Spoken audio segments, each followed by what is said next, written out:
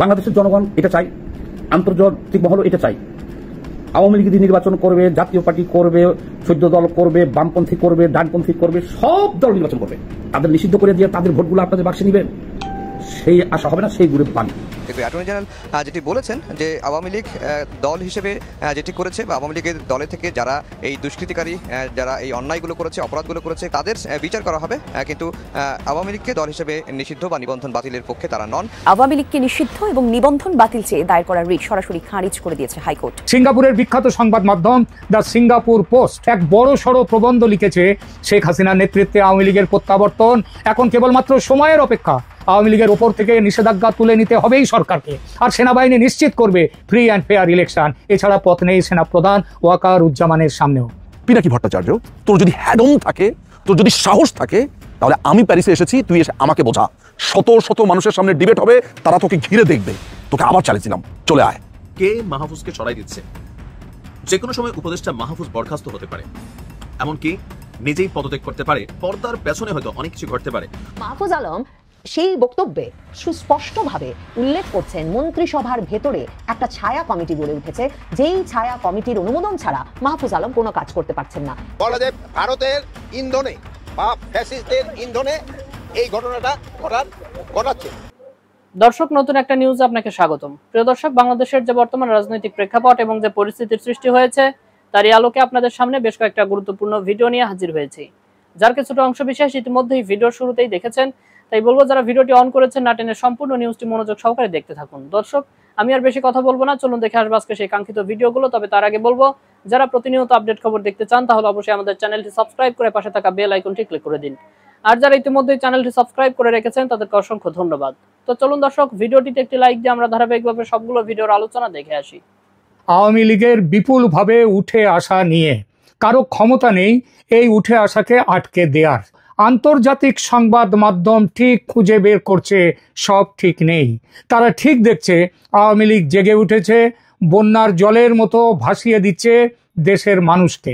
সিঙ্গাপুরের বিখ্যাত সংবাদ মাধ্যম দ্য সিঙ্গাপুর পোস্ট তার 26 সেপ্টেম্বর সংখ্যায় এক বড় সড়ো প্রবন্ধ লিখেছে শেখ হাসিনার দলের এই তীব্র গতিতে উঠে আসা নিয়ে। প্রবন্ধের শিরোনাম তারা দিয়েছে Awami League down but not out. তার মানে আওয়ামী লীগের গ্রাফ, আওয়ামী লীগ একটু নিচে নেমে এসছে কিন্তু শেষ হয়ে যায়নি। আর এজন্যেই বিদেশের যেসব শক্তি যারা পতন ঘটিয়েছিল আওয়ামী লীগ সরকারের, সেই আমেরিকা, ব্রিটেন, তারা হঠাৎই আওয়ামী লীগের প্রতি প্রেম দেখিয়ে বলতে শুরু করেছে আওয়ামী লীগের ফিরে আসার সম্ভাবনা প্রবল, তবে শেখ হাসিনাকে সরাতে হবে নেতৃত্ব থেকে। শেখ হাসিনার অবশ্যম্ভাবী প্রত্যাবর্তন কেন সেই বিষয়টি নিয়ে এইবার ওই পত্রিকা যে আলোচনা করেছে, মানে সিঙ্গাপুর পোস্ট, সেটা ছোট্ট করে আপনাদেরকে বাংলায় বলে দিচ্ছে।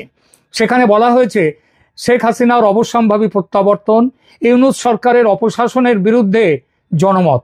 এই খবর দিয়ে সিঙ্গাপুর পোস্ট বলছে ঢাকায় বাড়ছে আওয়ামী লীগের প্রভাব, ঢাকায় আওয়ামী লীগের মিছিল ও সমাবেশের সংখ্যা দিন দিন বেড়ে চলেছে, যা সরকারি নিষেধাজ্ঞা সত্ত্বেও জনগণের মধ্যে শেখ হাসিনার ক্রমবর্ধমান সমর্থনের স্পষ্ট ইঙ্গিত দিচ্ছে।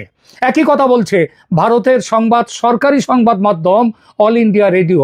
তারা এই মাসের কয়েকদিন আগেই এক বিশেষ প্রতিবেদনে বলেছে তীব্র গতিতে দেশের রাজনীতিতে নিজের স্থান শক্ত করে নিচ্ছে শেখ হাসিনার দল।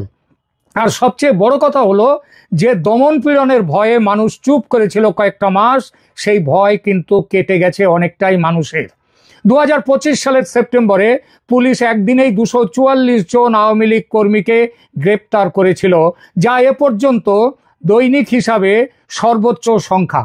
এর আগে বিভিন্ন অভিযানে আরো কয়েক হাজার নেতা কর্মী গ্রেপ্তার হয়ে জেলখানায় রয়েছেন, তবু মানুষ ভয় পাচ্ছে না। উল্লেখযোগ্যভাবে সেপ্টেম্বরের শুরুতে বাংলাদেশের ঢাকার সংসদ ভবনের কাছে 1000-এরও বেশি আওয়ামী লীগ কর্মী বিক্ষোভ প্রদর্শন করেছে। এছাড়া তেজগাঁও এলাকায় কয়েক হাজার মানুষ এবং গুলিস্তানের বাইতুল মোকাররম মসজিদের কাছে কয়েক হাজার মানুষের সমাবেশও হয়েছে। একই ছবি সারা দেশের অন্যান্য শহরে। এই যে মানুষ এভাবে ব্যাপকভাবে বিপুলভাবে রাজপথে নেমে এসেছে ও আসছে, এরা সবাই যে আওয়ামী লীগের কর্মী বা সমর্থক বা আওয়ামী লীগকে ভোট দিয়ে এসেছে এতকাল, তা কিন্তু নয়। এদের অনেকেরই রাজনৈতিক পরিচয়ে আওয়ামী লীগ ছিল না কোনোদিন। এদের অনেকেই এমনকি বিএনপি দলের প্রতি অনুরক্ত ছিল, কিন্তু এখন আওয়ামী লীগের মিছিলে এসে তারাই স্লোগান দিচ্ছে আওয়ামী লীগের সরকার বারবার দরকার। আওয়ামী লীগের নিষিদ্ধকরণ ও সাধারণ মানুষের প্রতিক্রিয়াও ক্রমশ ইউনূস সরকারের বিরুদ্ধে গিয়েছে। 2025 সালের মে মাসে আওয়ামী লীগকে সন্ত্রাস বিরোধী আইনের অধীনে নিষিদ্ধ ঘোষণা করার বিষয়ে মানুষ এখন প্রকাশ্যে বলছে আওয়ামী লীগ দল হিসেবে কি দোষ করলো? দোষ করে থাকতে পারে কিছু নেতা কর্মী, তার পুরো দায় কেন দলের ওপর দিয়ে নিষিদ্ধ করা হবে দলকে? এই প্রশ্ন শুধু কিন্তু বাংলাদেশের মানুষ করছে না, আজ সমস্ত বিশ্বের আন্তর্জাতিক দুনিয়া এই প্রশ্ন করছে। এবং তাহলে কি গত 13-14 মাসের অপরাধের জন্য ইউনূসের সঙ্গে সঙ্গে বিএনপি, জামাত এরাও তাহলে কেন নিষিদ্ধ হবে না? নিষেধাজ্ঞায় বলা হয়েছে যে আওয়ামী লীগ ও তার সহযোগী সংগঠনগুলো রাষ্ট্রকে অকার্যকর করার উদ্দেশ্যে সন্ত্রাসী কার্যকলাপে জড়িত। মানুষ মানতেই চায় না যে আওয়ামী লীগ কখনো সন্ত্রাসের পক্ষে থাকতে পারে। তারা বাংলাদেশের জন্ম দিয়েছে, তারা বাংলাদেশ যে আজকে একটি রাষ্ট্র, স্বাধীন রাষ্ট্র, তার কৃতিত্ব আওয়ামী লীগের। সেই আওয়ামী লীগ সন্ত্রাসের সঙ্গে যুক্ত হবে? আর অভিযোগ কারা করছে?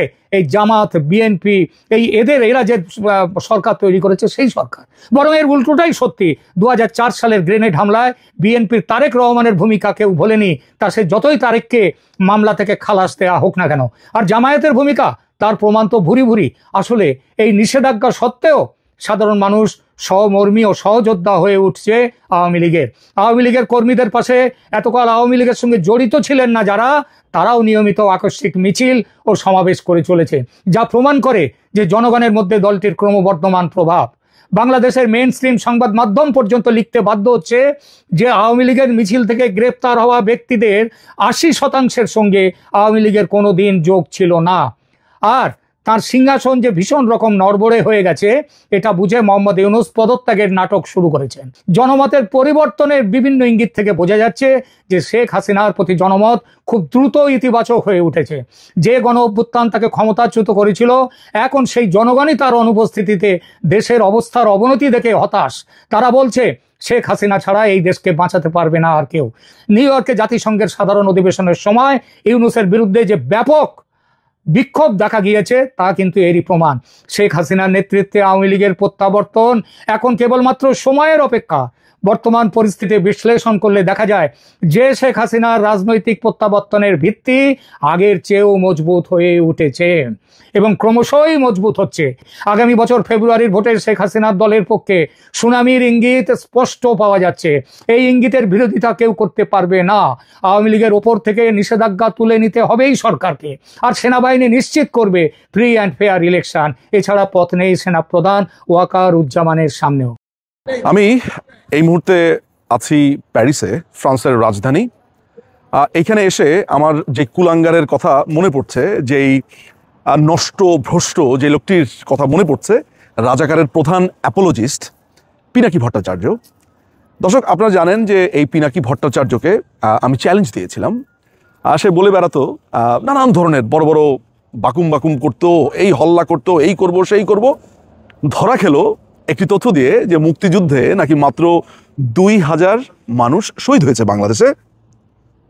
মানে রাজাকারের তো একটা লেভেল থাকবে, যেখানে পাকিস্তানিরা হামিদুর রহমান কমিশনের রিপোর্টে বলছে আমরা 26,000-এর সন্ধান পেয়েছি, সেখানে রাজাকারের বাচ্চারা এতই ভয়ঙ্কর, অর্থাৎ চামচামি এবং দালালির লেভেল এমনই পৌঁছেছে যে পাকিস্তানিদের সংখ্যা ওই দালাল বিশ্বাস না করে বলছে 2000-এর কথা। সে যাকে আপনারা জানেন যে এই রাজাকারের বাচ্চাকে আমি চ্যালেঞ্জ দিয়েছিলাম।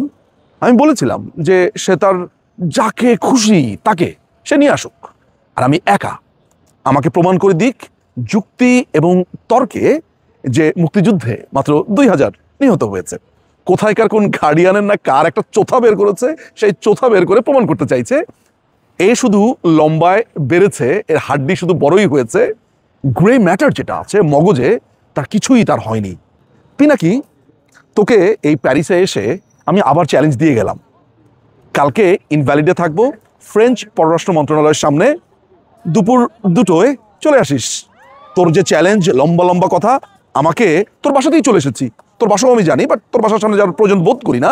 কিন্তু তোকে তুই যেই শহরে তুই রিফিউজি, সেই শহরেই আসলাম। তুই তো শরণার্থী, মিথ্যা কথা বলে শরণার্থী হয়েছিস।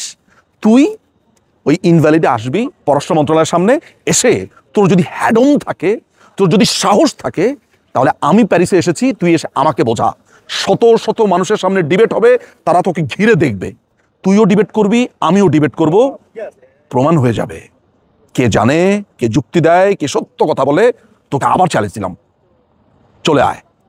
আপনারা এই ভাইয়ের প্রশ্নটা হয়তো আপনারা শুনছেন, ভাই প্রশ্ন করছে যে একটা মহল খাগড়াছড়ি যে পরিস্থিতি এটা ঘোলাটে করার চেষ্টা করতেছে।